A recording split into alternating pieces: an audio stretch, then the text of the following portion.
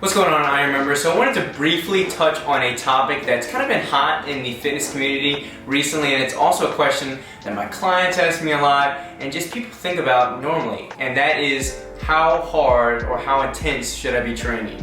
So you got your people that think you should push to failure on every set, give it your all, you're just slacking off, and then you got the other side of the people that, you should never push to failure, you should kind of leave some reps in the tank, you should just, save that energy. So who's right? What's the point? Does it matter from exercise to exercise? Does it matter on your goals?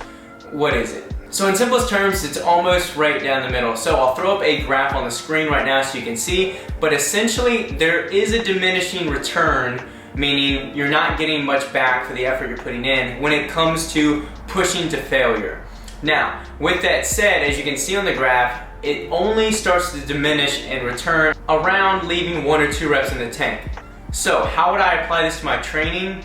Now, what I would recommend and what I do in my own training is with my compound exercises, my heavier stuff, my bench press, my squat, deadlift, you don't really need to take those to max effort or to, a 1 rep max, a PR. You shouldn't be doing that often.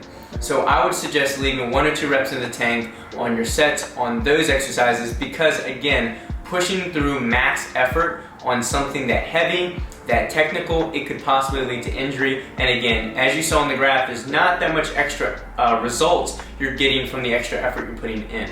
Now, when it comes to your isolation stuff, or just bicep curls, smaller muscle groups, go to failure, mix things up. You don't have to go to failure all the time, but you should be pushing yourself very, very hard. You should be only leaving 1 or 2 reps in the tank. And some of you don't fully know what you're capable of, so there's that too. So don't think, oh, I'll just stop here because it starts to burn on leg extension when you really have like 5 or 10 more reps. So keep that in mind too. Sometimes you're lying to yourself with your RP, your rate of perceived exertion. So sometimes you think you only have 2 left and you got like 7 or 8. So keep that in mind as well. But to make a long story short and to wrap up this video, compound, heavy exercises, maybe leave 1 or 2 reps in the tank. Be a little reserved, be a little more calculated to just keep your safety at the utmost priority. And then on your isolation stuff, your smaller muscle groups, this includes cable exercises, biceps, triceps, arms, machine work. Go ahead and take that to failure or close to failure most of the time. But switch things up. See what works best for you, see what you're enjoying. And that'll wrap up this video, you guys. Hopefully you're learning something